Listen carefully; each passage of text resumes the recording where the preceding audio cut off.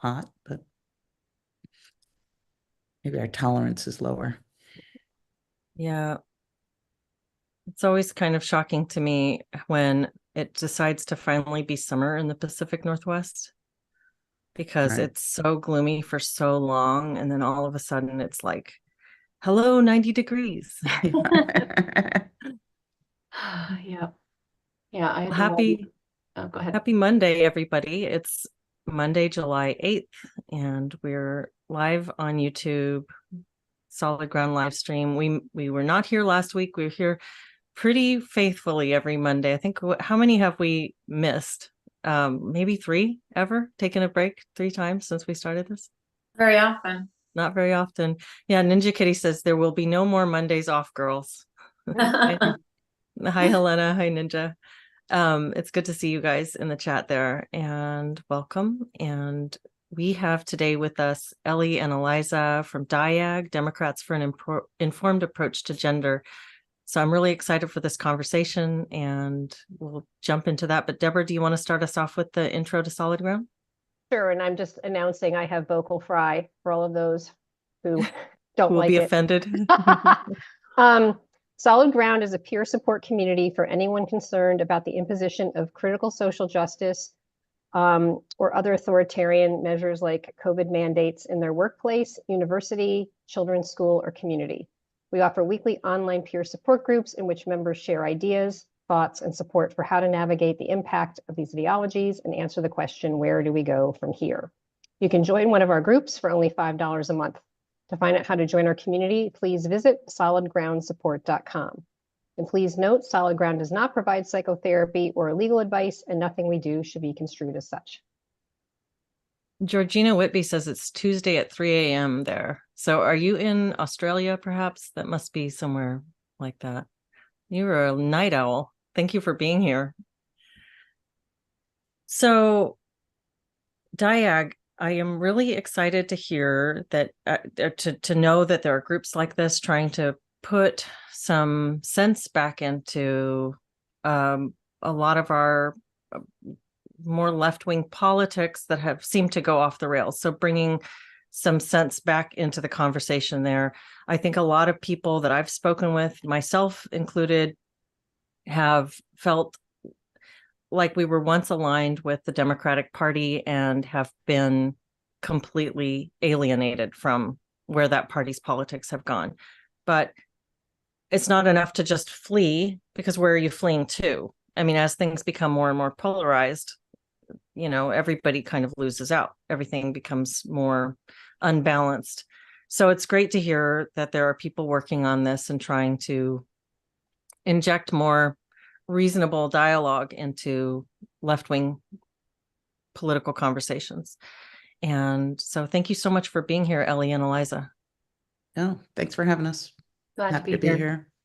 Do you want to to say a little bit about the organization, how it got started? And then I'm also, I want to just acknowledge for anybody watching, we've got 2 people who have cameras off. So we'll go into that too, why that's important, why anonymity is a part of this process for both of you. But perhaps to start, do you want to just talk a little bit about your organization and how you began it? Sure.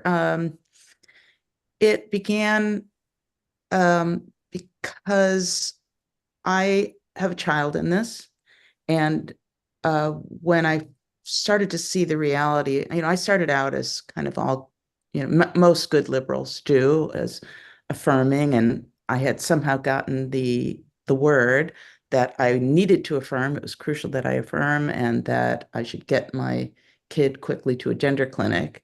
It's pretty incredible that I already had that messaging kind of pre-programmed in, given that I don't have a television.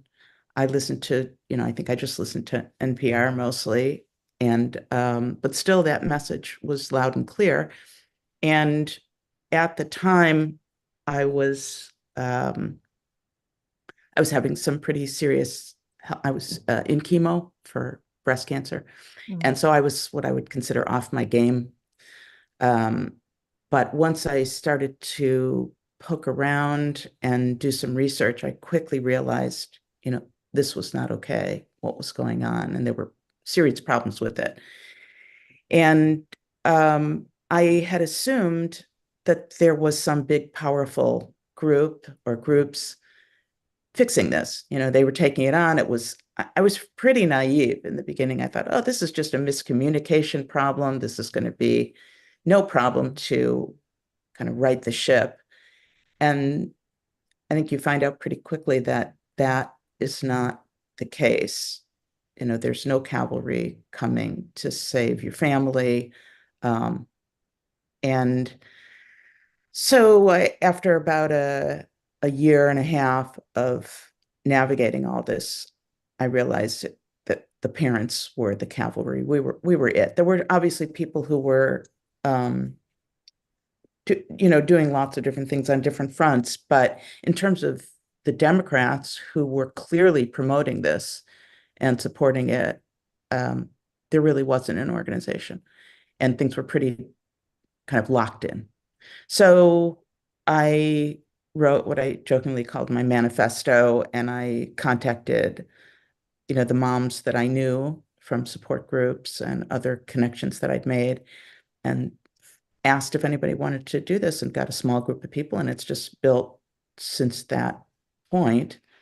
And yeah, Eliza was one of those people early on. So it was kind of a kitchen table thing at first, definitely, and then we got serious. Yeah, no, I'll just add to that I think, well, first of all, both Ellie and I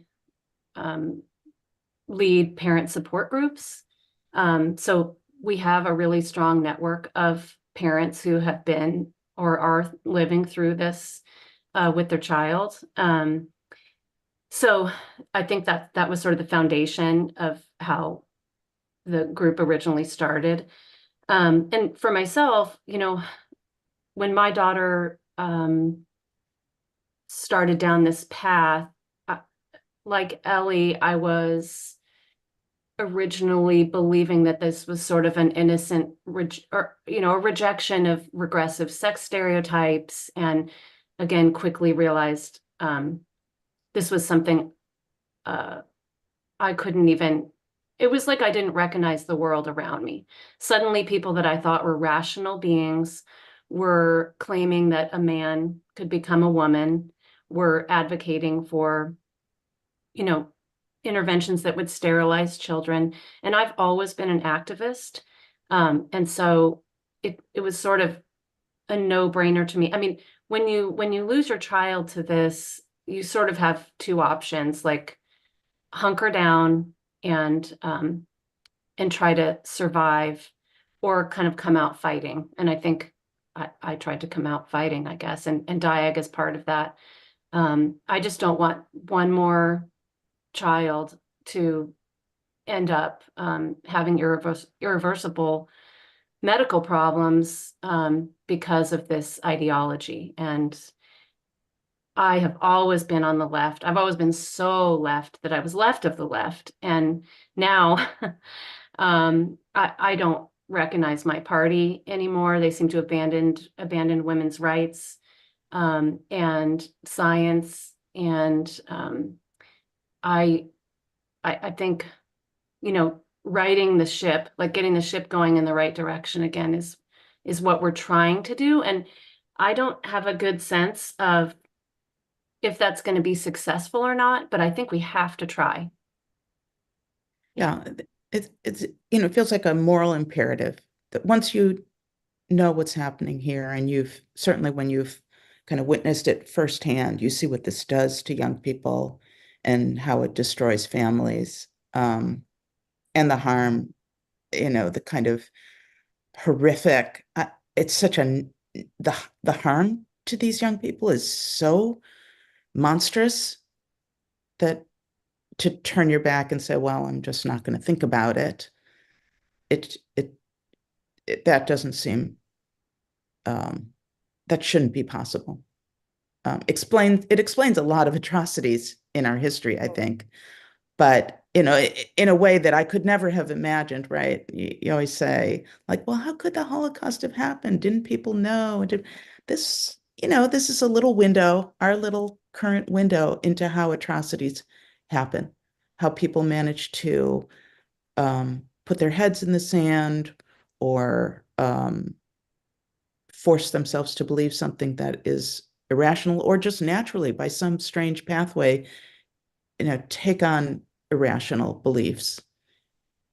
But I do think is this, what we see from Democrats, not only from our legislators, which is a whole nother story, but from our fellow, Democrats, our families and our neighbors and our friends is, yeah, it feels completely foreign. There's no way to make sense of it. There's, kind of the anger that you have this position and the refusal to engage around it. It would be different if you could have these conversations and, oh, I have this opinion, you have that opinion, what's the proof like? But there is a refusal to engage. I can't tell you how many people have said, I don't want to talk about this. I'm not talking about this. Um, you know, there's something wrong with you. You're crazy. Just anger and a refusal to engage. It does seem like the invasion of the body snatchers. Somebody came in, took all our friends and our family, and replaced them with these people who are unrecognizable, including our kids, are now unrecognizable. Yeah, it sounds like that emotional defensiveness you're describing is a real barrier to actual dialogue in this area. Oh, yeah. Yeah, and I think, one of the hallmarks of a democratic society is civil discourse and open debate, and that dissenting voices are not crushed or silenced. And you mentioned earlier that we both have our cameras off, and people might see that as being I don't know, devious somehow, or that we're hiding something, but I see it as a really disturbing sign about what this sort of what the climate is when you have a dissenting voice. Gerald Posner just wrote something called Pseudonyms for Safety, a short note on why progressives must often remain anonymous when critiquing gender ideology. The consequences are really severe, and that is not the sign of a liberal society or democratic society. So wide angle view, I always want to back away and just look at this from that wide angle perspective. And if we can't have conversations, we should all be worried, no matter what our position is on this or any topic. Mm-hmm, mm-hmm. And Eliza, I'm glad you brought that up about the cameras being off and what the significance of that is. Since the beginning of this conversation, when you both introduced yourselves, we've had a couple more people join, and there's some questions in the chat about that, about why are the cameras off. And so just to go back into it a little bit, so we have Ellie and Eliza, those are pseudonyms. And can you talk a little bit about the need for anonymity in this space and what it is? You just touched on that in a broad way, but how has that been operating for you as a group? What is that need for keeping your names and faces private while you do this work? Well, I would first go, I would encourage people to read that piece by Gerald Posner, but I can speak for myself personally.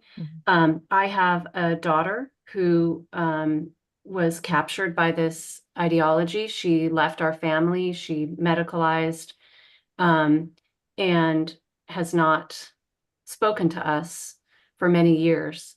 And I always am thinking about the day when she returns to us. And I don't want there to be any barriers to her returning to us. And I guess if I had a public position on this that was, that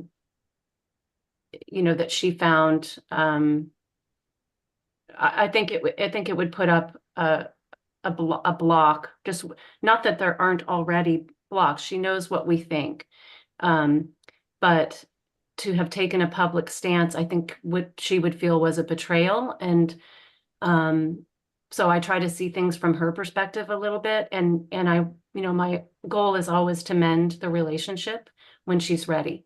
And so it's out of protection for that relationship. I also, my husband has a pretty high profile job that he would be immediately fired if people knew that we were involved in this. So, yeah, I mean, I think so. I have my own, personal reasons, which I'll go into, but we've seen people damaged by activists who go after them, who try and dox them, who go after their families, and we just can't. And it's not only us at this point, also our team. If someone can get to us or our team, that hurts a lot of people, and activists can be pretty vicious. So we have to protect ourselves and our team, and also our supporters. We're very cautious about the people that actually join DiAG. I mean, we would never give out that information. We actually don't call them members, because if you call them members when you report your taxes at the end of the year, if they're members, you have to give that information. So they're supporters for us, and we'll never provide that information. But for me, I also have a child in this, and my husband is affirming. And so I live quite a secret agent double life, managing along with Eliza, managing DiAG. So that at least keeps my relationship somewhat stable. And that's so that I have more than one child, and the idea of, disrupting the household is not in their best interest. And, my kid is certainly still very much caught up in this. This would definitely, throw gasoline on the fire. He does know how I feel about this. But things are always in flux, and we always have hope that our kids will wake up and come back. This just would give them one more thing to push back against, because, this age is when that's what they're doing, and they're looking for things to push back against. And I'm not going to give him any more ammunition. and I also want to add one more thing, which is I when I make the choice if I made the choice to be public, I would be bringing a lot of people along with me, including my daughter. And I just want to respect her privacy. She would not choose to, have any part of this. And so, again, that's another right piece of this for me. Yeah. That is a significant one. I mean, I'd probably lose my job too. It would be a big deal in my position. And right, it would expose all the other people around us, which, we would never want to do that. So a lot of consideration for not increasing conflict in areas where there's significant conflict already for both of you. And not being an accelerant. I mean, to me, that's just so interesting, the accelerant factor, and just that pointing out so much of this is teens going through their differentiation process, but we just have a thing right now that is so dangerous that they're doing it before they could have been a goth or something, right? Yeah. Well, Ellie, what you brought up about the difference in your husband's approach with your child versus yours is really striking. And I think it just shows that this ideological split runs right through the middle of families, right through the middle of not just the Democratic Party, not just the country, but through our most significant relationships, even with our partners, not just with our children. Oh yeah, parents, friends, other family members. And for me, quite frankly, I think estrangement is next on the line. And I would rather that my child keep in touch with my husband and my other child.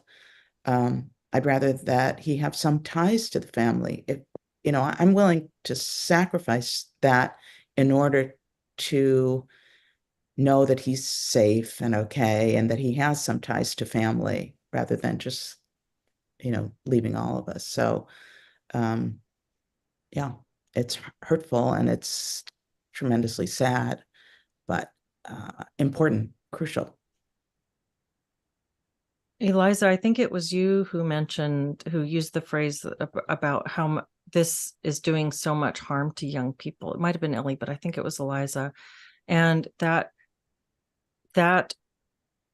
I wondered if you are able to articulate how so many people see this as the opposite of that. Why is it that you can see this as harm to young people, but there's an entrenched large group of people who see this as the most beneficial thing? Are you able to articulate what you've come to see in that opposite perspective?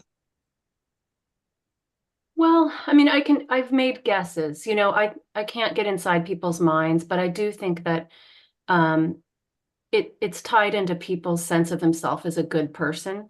And that is something that's really hard to dislodge. And I feel like I say this over and over again, but one of the most chronic, pathologies in this culture, at least, is the inability to admit when you got something wrong. And people would almost rather go to their death than say, it turned out I was completely wrong about that, and I hurt some people and I made a mistake. Um, so I think, so we're dealing with people's sense of themselves as a good person. I think a lot of people aren't fully aware, the realities of what's happening to these young people. Like we're just sitting here having this normal conversation, but there's part of me that feels like, well, we all should be running into the streets screaming. 15-year-old girls are having their breasts chopped off. Like, and if you did that, in any other context, people would come running to try to stop it from happening. But so, there's this great medical scandal happening, but when you try to talk to people about the details of that, it sounds so unbelievable that I think people think you sound like conspiracy theorist, or it reminds me of when I used to walk by, I've always been pro-choice. I used to walk by the abortion clinic, and there would be people outside with these signs that showed, an aborted fetus on it. And I always thought, oh, they're just crazy, showing these extreme, grotesque uh, photos. But something similar is happening to the bodies of young people. They are being mutilated. But if you show those images, I think people have that same reaction, like that cannot be true. So I don't really have an answer about how you shift people. I kind of know how you don't shift people, but I think we just have to keep repeating the truth over and over again, even if people aren't right away agreeing with you. It's still our responsibility to keep saying what's true and keep acknowledging reality. One thing that, that I hear from, I do get the people tell me that I'm crazy because this is some kind of weird dystopian nightmare, oh, they're sterilizing autistic kids. Yeah, sure. That sounds insane. It does sound insane. And I don't know about other people, other parents who kind of wake up to what's happening, but I think I spent a solid, 2 years trying to figure out if I was losing my mind. Mm. Because especially when you live with someone who's affirming, there is a certain amount of gaslighting going on. And so I would get that message, and it seems so nightmarish and absurd. And so you I don't know how other people do it, but I had to keep checking in and saying, am I wrong here? Am I missing something? Especially because you have like every, and this is what people say, every major you see it quoted in every dumb news article. Every major medical association supports this. And it is really hard to have that conversation with yourself that says, yes, every major medical association supports this, and they're all wrong or lying or devious or evil, or you don't know.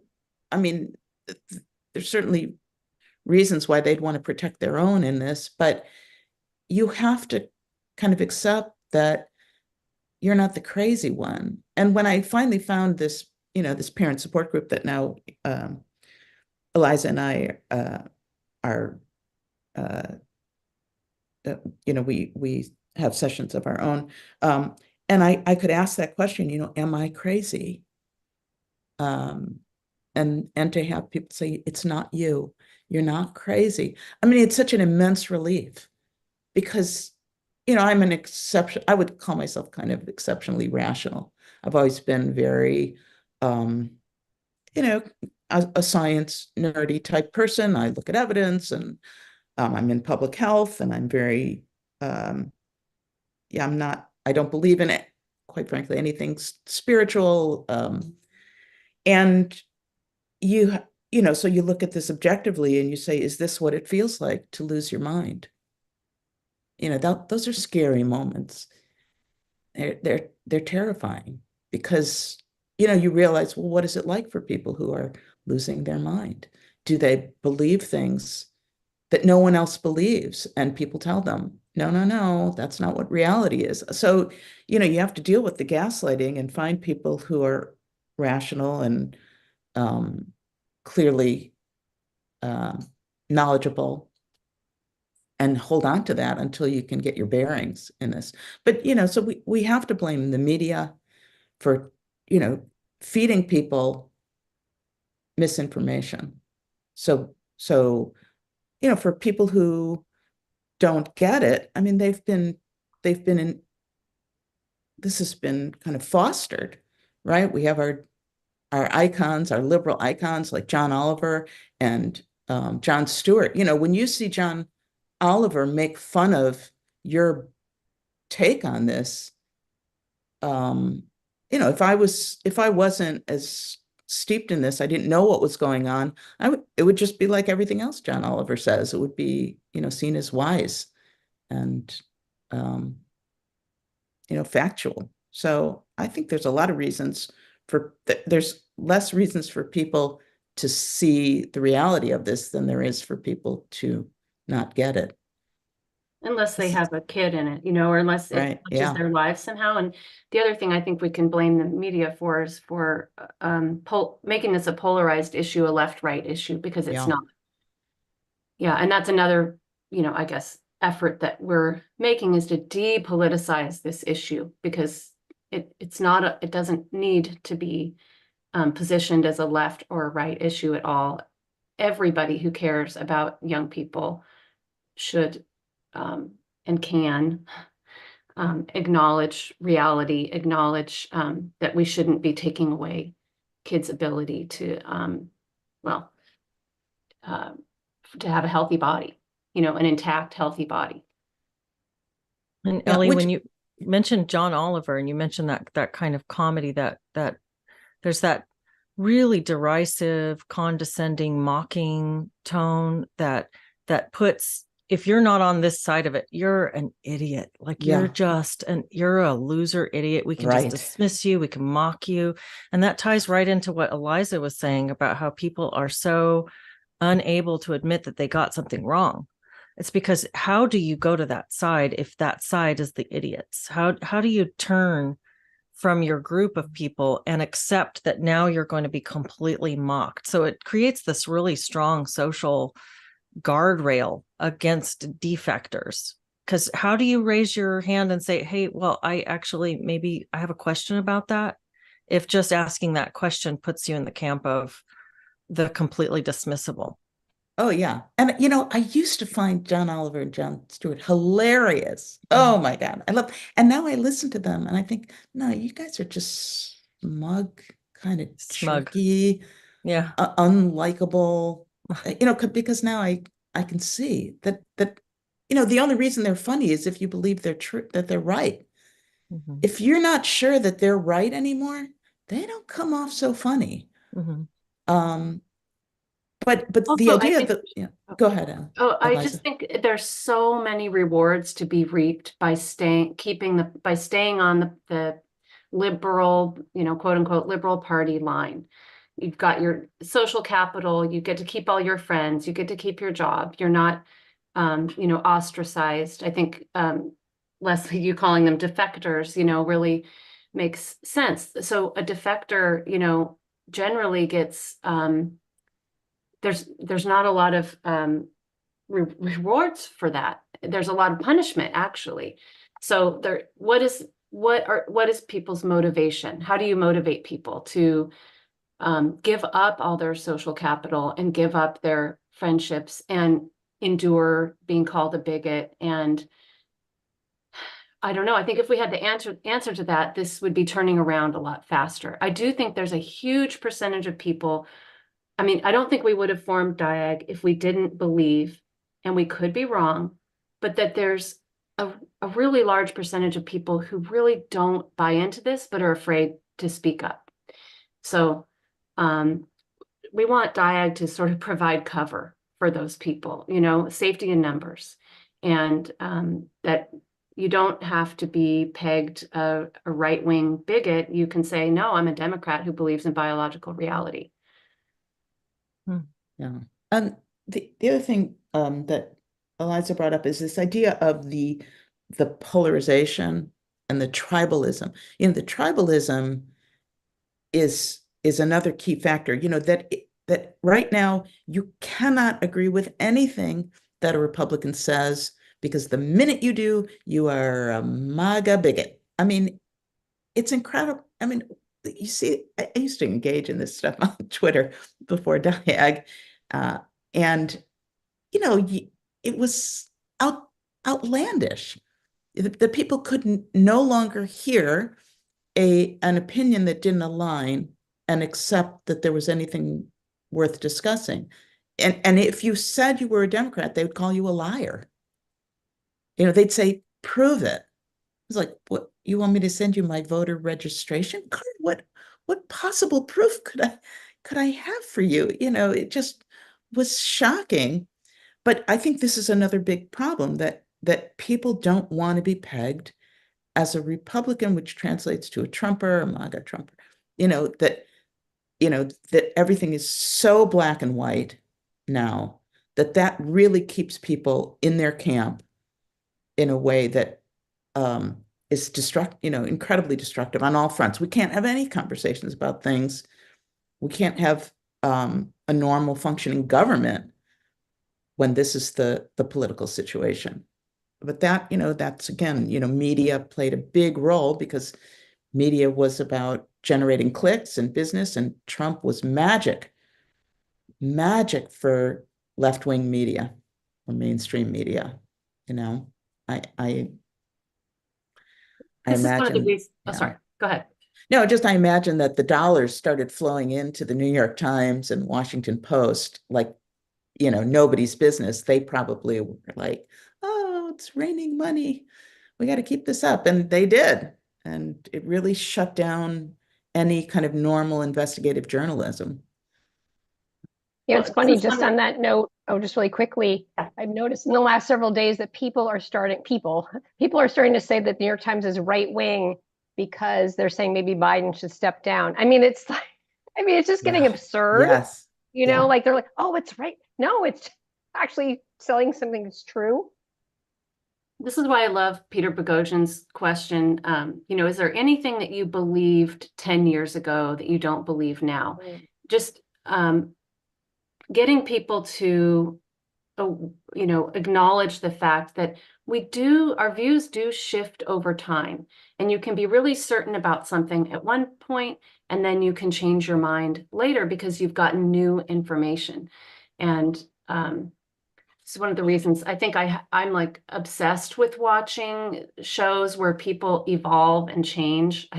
right now I'm watching The Bear. I don't know if anyone's watching that, but there's a character on there who was just really difficult and really not aware and really destructive. And over time, he sort of became humble and evolved as a person. And we're so lacking that in this conversation, in this gender landscape, is sort of people evolving when they absorb new information. That's what I want. I don't necessarily need to,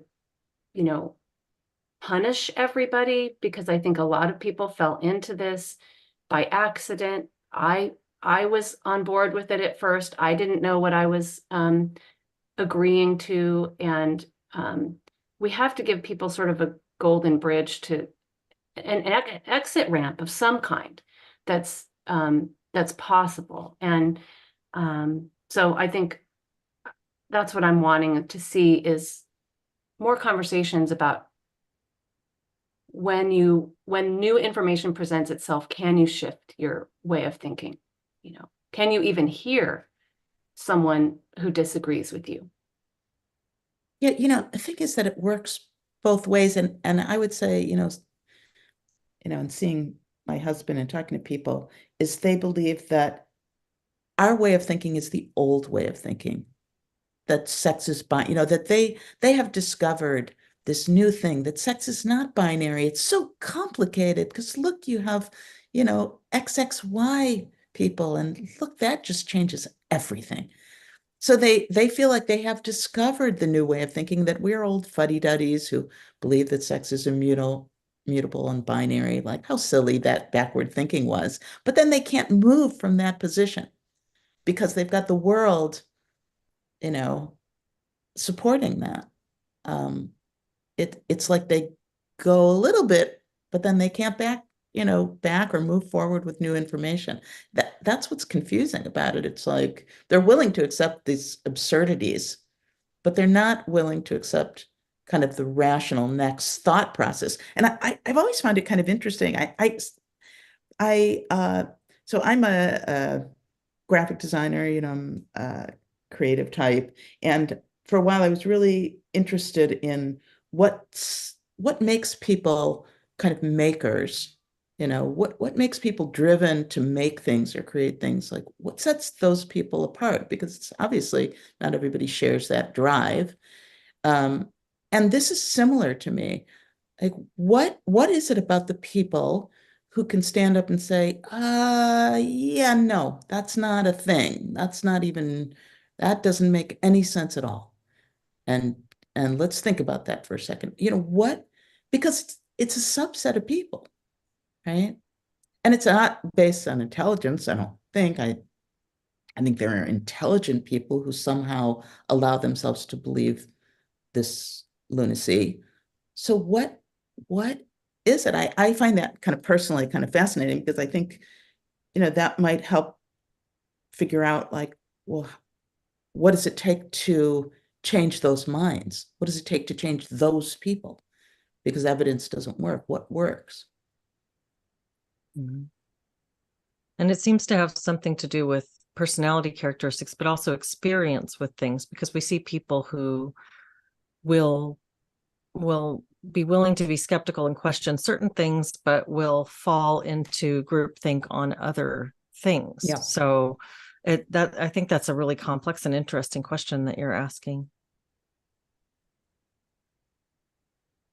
Yeah, You can someday even when see we the have, yeah. Go ahead, sorry, you can Deborah. see the differences even on say, and we don't need to get into which way, but like even on COVID, because certain things split a certain way, and then the gender they don't necessarily split on the same way. And Yeah. so yeah, it is interesting that it isn't just, I mean, I think there's a certain number of contrarians. I think in our community, we have a number of people who are just by nature Yeah. contrarians. But I don't know. I don't know what else that is. I don't know if there's also just a curiosity gene, or something. People are just like, I just wonder. I don't know. Yeah. No Well, idea. it's something in human nature too. I mean, this is not the first movement that, big ideological movement, right? I think there's some echoes of, Mao's China and the, struggle sessions. And, so there's an element of fear for people. and then just sort of a go along to get along. And then there's propaganda, which has been really, really, really successful around gender because it's been packaged in this beautiful package of kindness, and everybody wants to be kind and be a good person. And, who can argue with that? So if you go again, if you believe this is what, good people, good, liberal, kind, compassionate people believe, then if you change your belief, you now in your mind are setting yourself outside the group of the good, kind, compassionate people and losing your identity as such. And I think that's one of the biggest things that is holding people there, as well as the fear of being sort of put out of one's tribe. I think that's exactly right. Yeah. Mm-hmm. Mm-hmm. I've said this before, but I just do often wonder if Trump had not existed and then the polarization hadn't gotten so there's such a thing of like, oh my God, I can't even be considered right wing at all because somehow in my mind that's Trump and that's all this other stuff. Like, I just don't know if he had not been in the picture, if there wouldn't be such a horror of a person on the left to be slightly even associated with that. I just don't know if people's like freak out level would be as high. Oh yeah, I And we think can't do that's anything true. about that exactly, but it's just like, Right. I don't know if in the past, I don't think people would have flipped out so much to be called, oh, you're right wing. People would have been like, right now it's like, oh my God. Mm-hmm. Yeah, definitely a game changer. I think, Eliza, you said something about how nobody's running out in the streets right now, but it almost feels like we should be running out in the streets yelling about these things.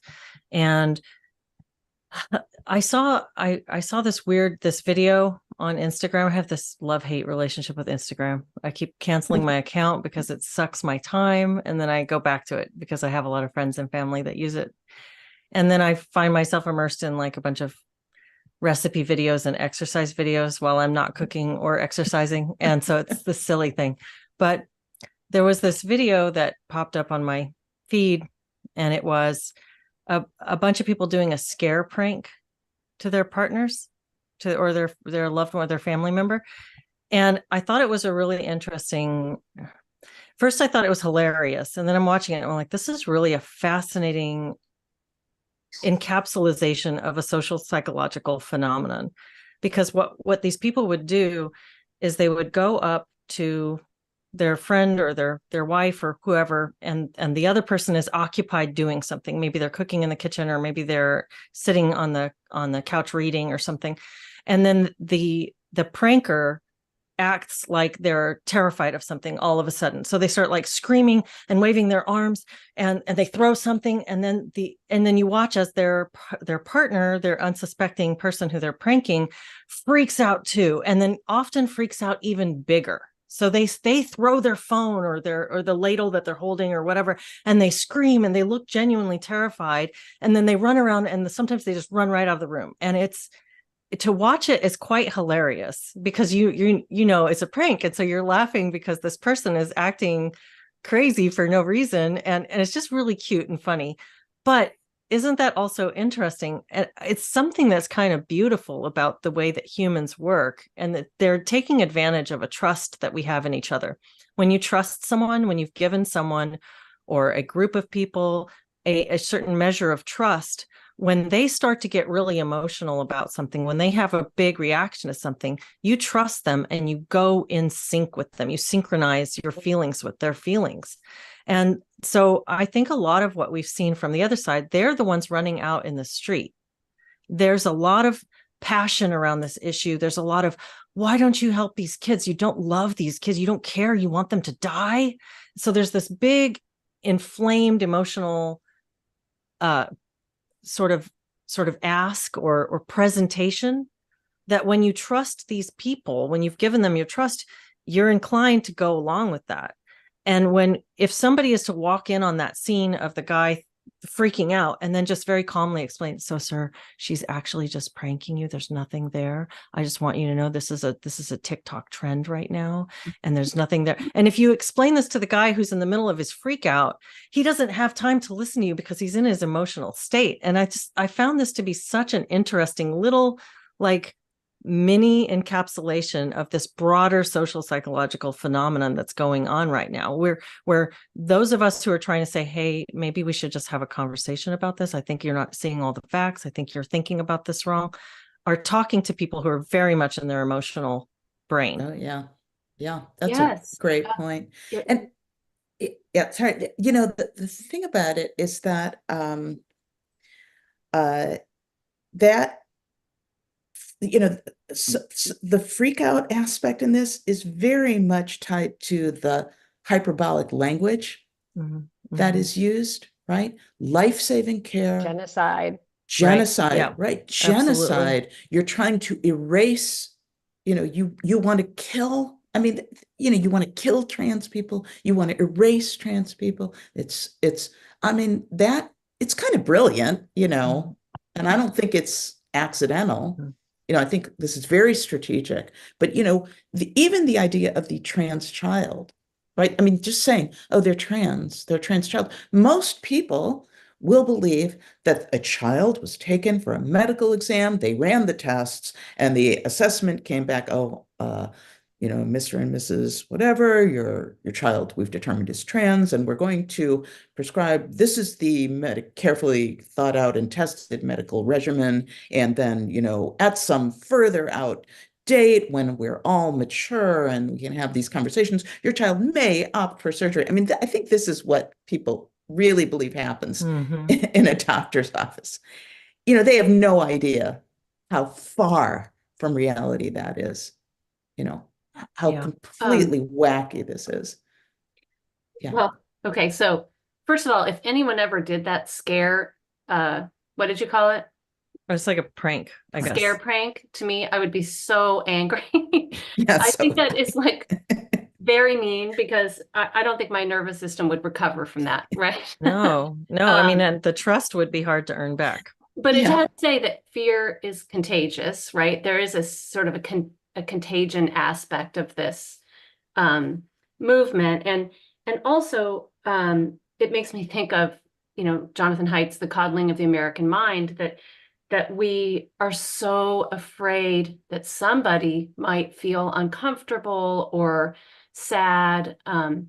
And so we will do anything to prevent them from having any of those feelings. And again, it's back to that idea of kindness, and nobody should ever have to feel uncomfortable. You know, I want there to be a billboard that says, you know, feeling uncomfortable, you might be human, because it's just part of you know, it's part of the human experience. And now we've pathologized it and medicalized it. But something that you said was, you know, the other side has done really well with the propaganda around this. And I think it's true, right? They have really good slogans. We need some better slogans. We need something that can meet that sense of urgency and sense of protection and appeal to people's empathy. And I think if two people are trying to have a conversation about something they disagree about, and one person is yelling an inflammatory slogan, and the other person is saying, hey, you know, okay, so you feel really strongly about that, tell me more, and is sort of taking the curious route, that's a slow process. And while we're taking our slow time, the other sort of side is there, that train has left the station and it is chugging ahead at full speed. So we may, you know, have to shift some of our approaches. We may have to, I don't know what that looks like. You know, I guess I'm still thinking about it, but I think I do believe in the power of being curious, having, you know, these conversations, impossible conversations. And at the same time, we might have to be shouting. We might have to be running into the street. You know, we might have to be, I guess I would like the doctors performing these surgeries to be afraid as some of us are, at being exposed. You know, at the very least, there needs to be some accountability. And I'm not sure how we get there, but I think that DiAG is trying to start that process. And I think there's a lot of people in the movement right now who are trying to come at this from different angles. And eventually one of them is really going to work, and we're going to hit a tipping point, and it's all going to start to crumble. I do believe that. Yeah, I mean, I think unfortunately, right now probably, I mean, when you see the clinics wiping their websites and taking off the names of the surgeons and the other clinicians, um, because of fear, it's painted as fear against right-wing activists who hate trans people, right? I think we're not looking for that kind of fear. We're looking for the fear of you've done something morally reprehensible. You've committed a crime against humanity by harming a vulnerable adult or child, and you should be ashamed of what you've done. And you should be concerned about the cost professionally and in terms of your legacy or your reputation as a professional. That should be what happens. Will we see that? I don't know if we'll see it. I think a lot of us who have kids in this, we want retribution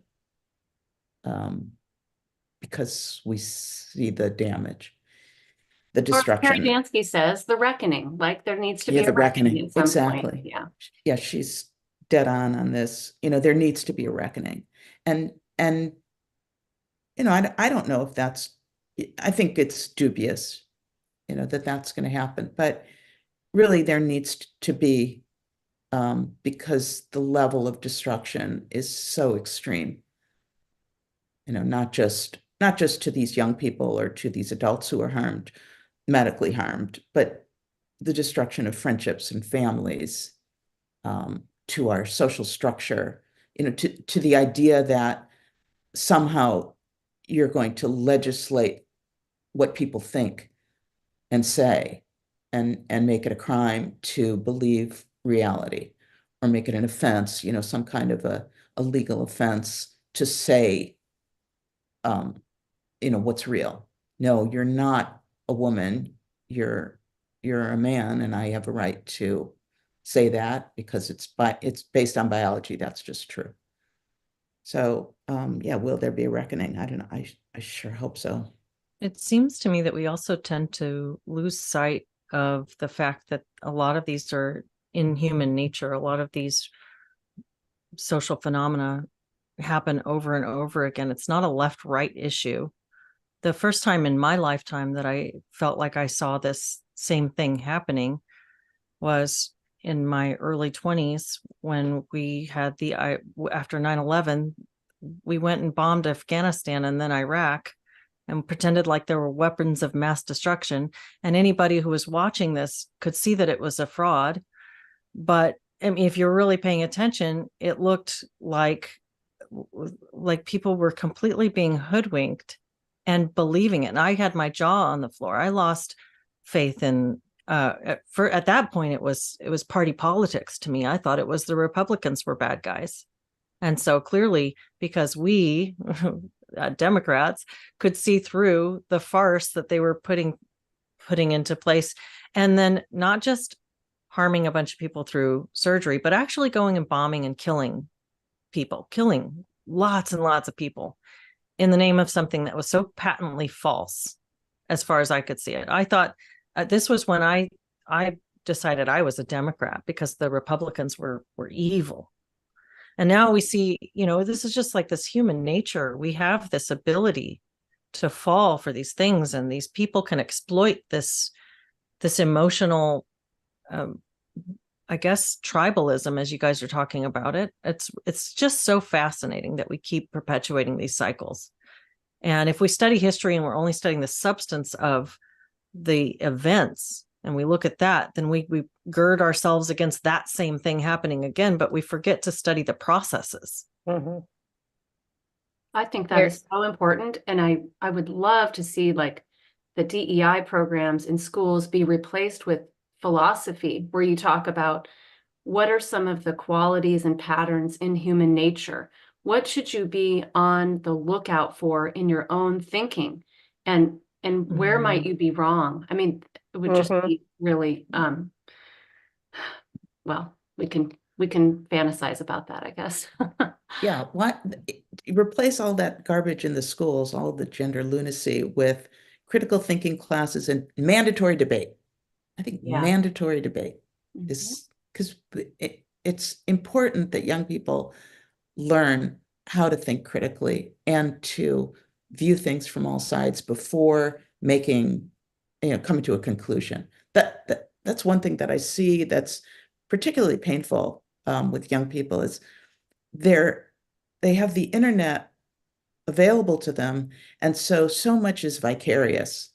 There is so much less um, personal experience. I mean, even I would talk to my kid about a movie, and he would have a big opinion about a movie, and I'd be like, "Oh, did you see it? No, no, but I saw reviews of it, and I saw clips of it."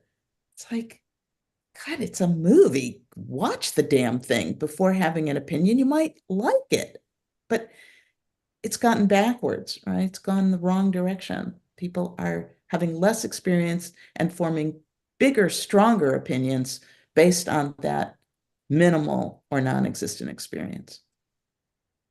Well, I saw Bill Maher the other night, and he was doing a little piece on, I think he was giving advice to men or something, but one of his first things he said was, go outside. And I just thought, you know what, maybe it all can be boiled down to that, just go outside. Yeah. I'd love before we get towards the end, just you to talk a little about the resources that you have for people, because I know you have some various templates, letter writing things, other actions. So I don't know if you want to mention that at all. Yeah, and just before we do that, thank you very much, Deborah. I think that's great. To everybody in the chat, thank you for joining us today. We are again speaking with Ellie and Eliza from DiAG, Democrats for an Informed Approach to Gender. And they are off screen right now, appearing anonymously with pseudonyms we went into that earlier. If you didn't join us until more recently, you can go back and listen to this afterwards and you'll hear more about that. But thank you so much for being here with us. And to the Clue channel, thank you very much for your super chat. We appreciate all of you in the chat always. So yes, please, Eliza, Ellie, if you have some resources you want to talk about and direct people to, that would be fabulous. Uh, I can talk about some of them. I mean, we do have our letter templates. So if you want to write, one of them, write to journalists who you see covering this from a particularly biased and ignorant perspective or misguided perspective, you can download our letters and email them or send them to journalists who you see covering this poorly. We have letters that you can send to, if you get donor envelopes, to Planned Parenthood, the ACLU. Southern Poverty Law Center. Southern Province. Wow, crazy. You can send them, download and send our letters, customize them, or send as is. We always post current actions from other organizations or any big action that we have going. We have tools to help with starting the conversation or engaging with the conversation. We also have, if you join us, which we would really appreciate, if you join us at di-ag.org/join, we do send out an email apprising of any changes or any new actions going on. We send that out about every 2 to 3 weeks. And we have ways for people who join us to communicate with each other. Am I missing anything, Eliza? No, I think you covered it. I mean, I really encourage people to go to our website and join. DiAG really wants to be able to have influence, and part of the way we're going to be able to have influence is with numbers. And we want to be able to go to all our Democratic legislators and be able to say, look, 400 people in your district or, in your state are all concerned about these issues. So We really want to build our numbers. That's how we'll have influence on our party. So please, yeah, come to the website. I think you covered everything else. There's probably more on there that we're forgetting. We have a big resources page with links to other organizations and just a lot of really good information. So on this issue, check the website.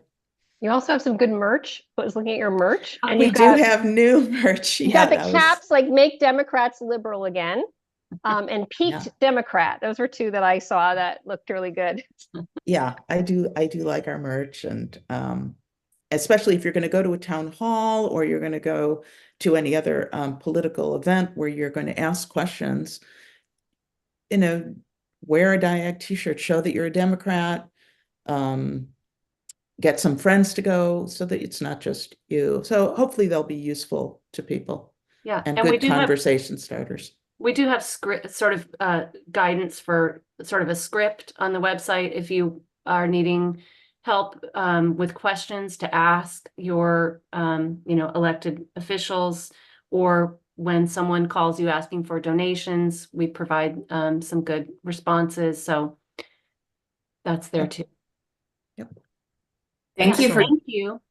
And I'm really glad you guys are doing the work that you're doing. It's much needed.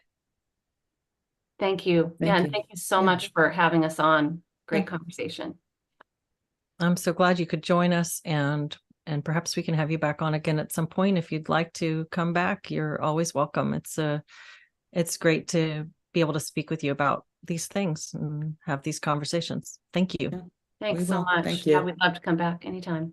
And thank you to everybody in the chat. It's great to see you guys after a week off, and we'll see you next Monday.